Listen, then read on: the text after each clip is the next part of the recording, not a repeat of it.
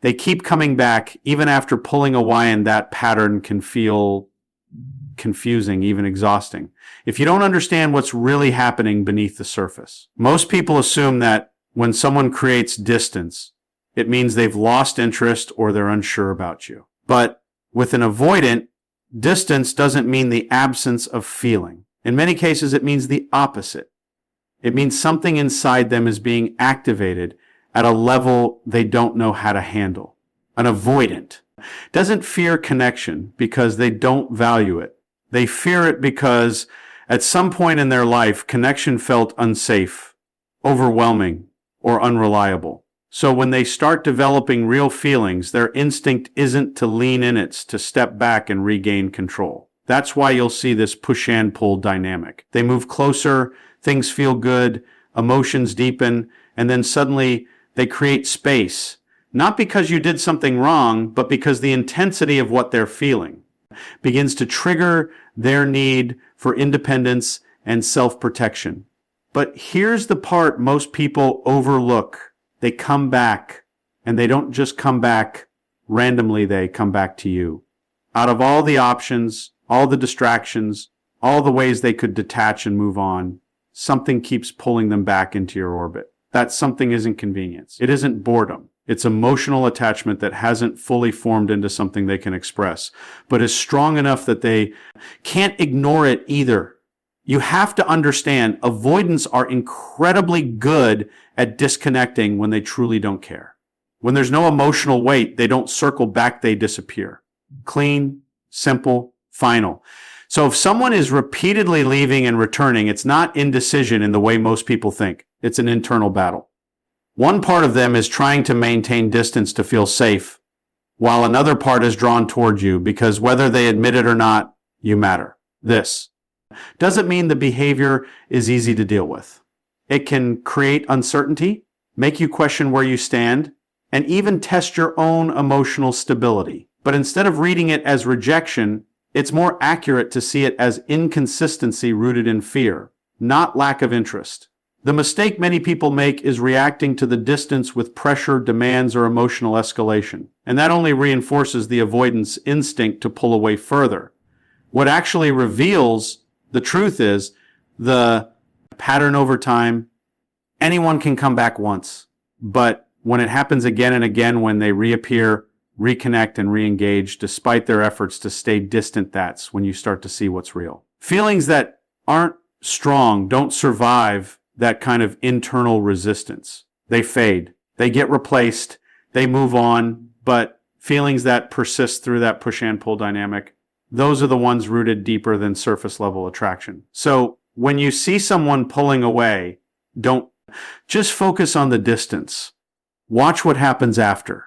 Watch if they reinitiate, if they find their way back into conversation, if they try, however, subtly to rebuild the connection. Because an avoidant who feels nothing doesn't return. But an avoidant who is developing something real often can't stay away for long, no matter how much they try to convince themselves otherwise. And that's where the truth lives, not in the moments they leave, but in the fact that they never fully let go. They open up in small, unexpected moments, and if you're not paying attention, you might miss it completely. Because with an avoidant, vulnerability doesn't arrive in grand confessions or dramatic emotional speeches. It shows up quietly, almost casually, in fragments that don't seem significant on the surface. A brief mention of something that hurt them years ago. A passing comment about a fear they rarely acknowledge. A moment where their tone softens, their guard drops just enough, and you catch a glimpse of something real beneath the controlled exterior.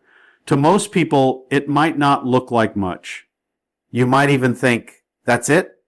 But for an avoidant, that little moment is a big step. These are people who have trained themselves to rely on independence, to keep emotions contained, to avoid anything that makes them feel exposed. So when they choose even unconsciously to share something personal, it's not random. It's a sign that in that moment they felt safe enough with you to lower their defenses, and that's what makes it meaningful. Not the size of what they say, but the fact that they said it at all. You'll notice it doesn't follow a predictable pattern. They won't sit you down and say, I want to open up to you. Instead, it slips out between conversations. Maybe you're talking about something unrelated, and suddenly they reference a childhood memory that carries emotional weight. Or they make a joke that hints at an insecurity they rarely admit. It's almost like their guard relaxes for a second before they even realize what they've revealed. And just as quickly, they might pull back again, change the subject, brush it off, or act like it wasn't a big deal. That's part of their internal conflict. One side of them wants to connect, to be seen and understood. The other side immediately feels the risk of that exposure and tries to regain control. This is where most people make a critical mistake. They either overlook the moment entirely, or they react to intensely asking too many questions, pushing for more, or turning it into a deep emotional discussion right away. And for an avoidant, that can feel overwhelming. It's not that they regret opening up, it's that they weren't prepared for the spotlight that suddenly gets placed on their vulnerability. What matters more is how you receive it. When you respond with calm, with presence, without pressure, you create an environment where those small openings feel safe rather than threatening. You show them that they don't have to perform, explain everything, or dive deeper than they're ready for.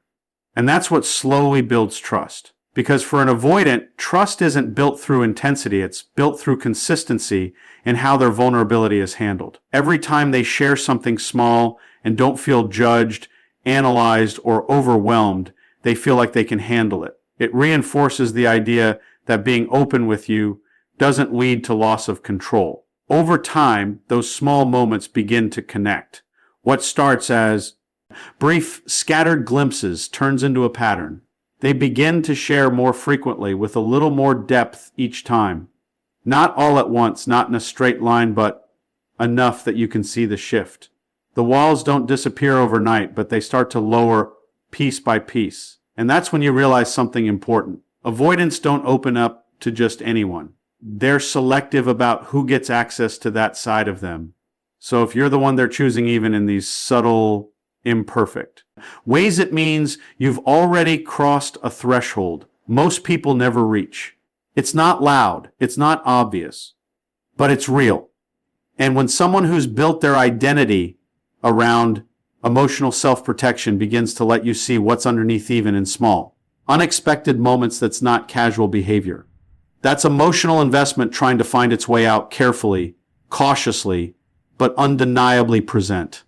They prioritize you in subtle ways, and if you're expecting loud, obvious gestures, you might completely overlook what's actually happening. Because an avoidant doesn't express care in the way most people are used to. They're not always going to flood you with constant messages, big declarations, or dramatic displays of affection. In fact, the more real their feelings become, the more controlled their behavior can appear on the surface. But if you look closely, there's a pattern, quiet, consistent actions that reveal where you truly stand in their world. It starts with small choices.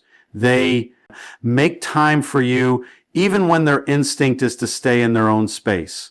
They reach out, even if it's not as frequently or emotionally as you might expect. They remember things you've said, details you didn't think they were paying attention to. And in moments that actually matter, they show up. Not always perfectly, not always in the way you would script it, but they're there. That's the difference. Anyone can give attention when it's easy, when it's convenient, when emotions are light. But an avoidant prioritizing you means they're going against their default setting. Their natural tendency is to protect their independence, to limit emotional demands, to keep life structured around their own comfort. So when they adjust that, when they make room for you in their time, their routines, their decisions, it carries more weight than it might seem. You might notice they check in on you in a way that feels casual, almost understated. A simple message, a question about your day. It's not overwhelming, it's not intense, but it's intentional. They don't invest energy like that into people who don't matter to them. Their attention is selective. And if you're consistently receiving it, even in small doses, it's because you've earned a place in their mental and emotional space. And then there are the moments where it really becomes clear when something is important to you, and they respond. Maybe you're going through a difficult time, And even if they don't know exactly what to say, they stay present. Maybe you mention something that matters and later you realize they took it into account in a decision they made. These aren't grand gestures designed to impress you. They're quiet alignments that show they're considering you even when they don't explicitly say it. The challenge is that this kind of prioritization doesn't always match traditional expectations of love. It doesn't always feel intense or obvious, and that can create doubt. You might question whether whether it means what you think it means, but with an avoidant, consistency matters more than intensity. They might not give you everything all at once, but what they do give tends to be steady if their feelings are real. Where people often go wrong is by focusing only on what's missing instead of what's present. They compare the avoidance behavior to someone more expressive and assume the difference means a lack of care. But it's not about how loudly someone shows up, it's about whether they show up at all and how consistently they choose to do it over time. An avoidant who isn't invested won't prioritize you. They won't adjust their schedule, their habits, or their energy. They'll keep interactions minimal, surface level, and easily disposable. There won't be a pattern of effort, only occasional convenience. But when their behavior starts to include you regularly, when you become part of their routine in ways that feel natural, not force, that's when you know something deeper is forming, and it won't always be perfect.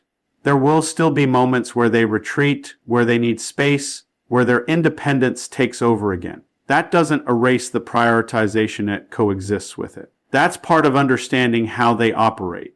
Their care doesn't eliminate their need for distance, but it does influence how they return, how they reconnect, and how they continue to include you.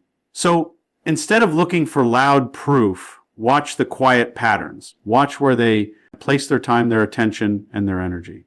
Because an avoidant doesn't invest those things lightly. And if you're consistently part of that investment, even in subtle, understated ways, it's not accidental. It's deliberate, it's meaningful, and it's one of the clearest signs that what they feel for you is more than they're able to fully express. They let you into their private world, and this is one of the clearest signs that something deeper is happening beneath their usual distance.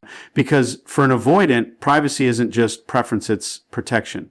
Their world is carefully structured, emotionally contained, and selectively shared. Most people only ever see the surface version of them. The composed one, the self-sufficient one, the one who doesn't seem to need much from anyone. So when they start allowing you into the parts of their life they usually keep sealed off, it means something in their internal defense system is shifting. At first, it might not look significant. They might invite you into small parts of their routine, a casual moment during their day, a space where they're not performing or trying to impress anyone. It could be something as simple as letting you see how they spend their alone time or including you in something they usually do by themselves. These aren't grand invitations, but for someone who values emotional and physical independence so strongly, even these small openings are meaningful. An avoidant doesn't easily merge their world with someone else's. They prefer clear boundaries because boundaries feel safe. So when those boundaries start to soften, even slightly, it's not random. It means they're beginning to tolerate closeness in a way they normally resist. And more importantly, it means they're starting to associate your presence with comfort instead of pressure. You'll often notice this shift in subtle ways. They might share their space with you without making it feel like a big deal. They might let you stay longer than usual or include you in parts of their day that are normally off limits to others. It doesn't come with explanation or emotional language. They won't say, "I trust you enough to let you in." Instead, they simply allow it to happen, as if testing what it feels like to have you there. And that's exactly what it is for them, testing. Because opening their world is not a decision they make lightly. It's something they approach cautiously, almost unconsciously, watching how it feels. To have someone closer than their usual comfort zone. If it feels overwhelming, they retreat. If it feels safe, they stay a little longer. What makes this even more important is that avoidants don't usually expand their inner world for casual connections. They can socialize, they can be friendly, they can even be engaging, but that doesn't mean access. Access is different.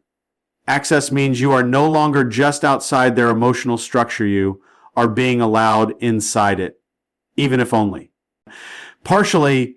And once you're inside that space, even in small ways, it changes the dynamic. Because now they don't just see you as someone in their external life. You start becoming part of their internal landscape. They begin to think about how your presence fits into their routines, their comfort, their sense of stability, but they still do it carefully.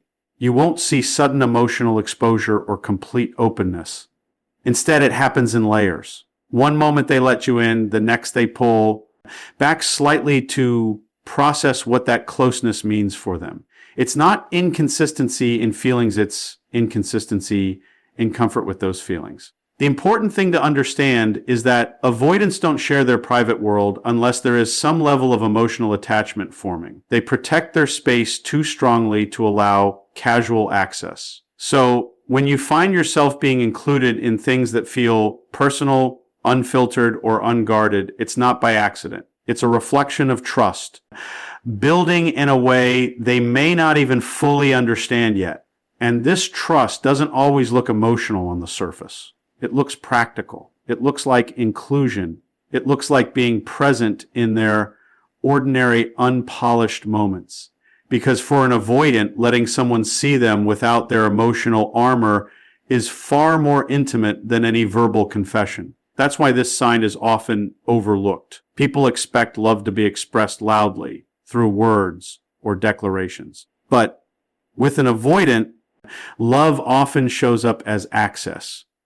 Access to time, access to space, access to moments that are not curated or controlled. So when they start letting you into their private world, even in small and controlled ways, it means they are no longer keeping you at a distance reserved for most people. You are being moved into a different category one that comes with visibility, familiarity, and growing emotional significance. And once that happens, the connection is no longer just external. It starts becoming something they carry with them even when you're not there. They show jealousy or emotional reactions even when they try to hide it. And this is one of the most misunderstood signals when it comes to avoidant attachment. Because on the surface, avoidants often appear unaffected, calm, detached, like nothing really shakes them. They are skilled at maintaining emotional control, especially in situations where most people would openly express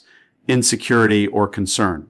But underneath that, controlled exterior, emotions still exist there, just managed differently, and sometimes they leak out in subtle but very real ways. You won't usually see obvious jealousy from an avoidant. They're not the type to confront you directly with emotional questions or demand clarity in an intense way. Instead, their reactions are quieter, more indirect, and often expressed through behavior rather than words. A slight change in tone, a shift in availability, a sudden pullback after feeling emotionally triggered.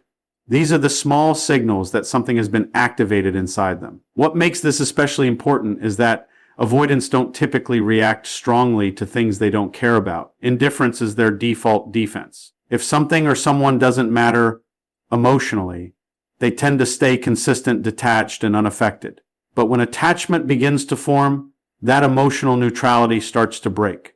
And when they sense a potential threat to that attachment, even if they don't label it consciously, that's when emotional reactions begin to surface. It might happen when they see you giving attention to someone else, even casually. They may not say anything, but their behavior can change. They might become quieter, less engaged, or slightly distant for a while. Not because they want to punish you, but because they are processing something internally that they don't fully understand or know how to express. That internal discomfort, what gets misread as random withdrawal, when in reality it is emotional activation they are trying to regulate. Sometimes the reaction is even more subtle. They might suddenly become more reserved after previously being open. Or they might shift the way they communicate with you, less warmth, less ease, more control. It's not always consistent, and that inconsistency is what makes it confusing. But if you look closely, it often appears in response to emotional triggers, especially situations where they feel they might be losing significance in your attention or emotional focus. The important thing to understand is that avoidants don't process jealousy the way more expressive attachment styles do. They don't externalize it easily. Instead of saying, I feel insecure, they tend to retreat into themselves. They try to regain emotional balance by creating distance, because distance is what makes them feel in control again. So what looks like disinterest is often emotional overload, are trying to regulate privately. At the same time, this reaction itself is meaningful, because jealousy doesn't show up where there is no attachment. If someone is truly indifferent, they don't experience emotional disruption when your attention shifts elsewhere. So when an avoidant starts showing subtle reactions, whether it's withdrawal, mood changes, then we can say that the avoidant is showing some level of discomfort or unease. Or quiet tensionette indicates that their emotional investment has reached a level where your presence actually matters to them. But they rarely admit it directly. Instead, they try to process it internally, sometimes rationalizing it, sometimes suppressing it. They may tell themselves they don't care or that they are unaffected, but their behavior often tells a different story. The contradiction between what they feel and how they express it is exactly what creates that push and pull dynamic many people experience with avoidance. What's also important is that these reactions are not about control or manipulation. Emotional regulation.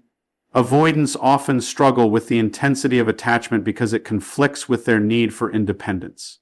So when jealousy or emotional discomfort appears, it triggers their instinct to step back and regain emotional distance, even if they still care deeply underneath. Over time, if the connection is strong enough, these reactions may become less about withdrawal and more about subtle engagement. They might not express jealousy openly, but they begin to stay closer, observe more, or adjust their behavior in ways that keep them connected without feeling overwhelmed. It becomes a balancing act between emotional attachment and self-protection.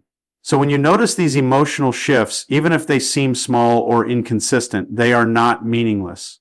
They are signals that something deeper is being felt but not fully expressed. Because avoidants don't show emotional attachment through loud expressions, they show it through disruption.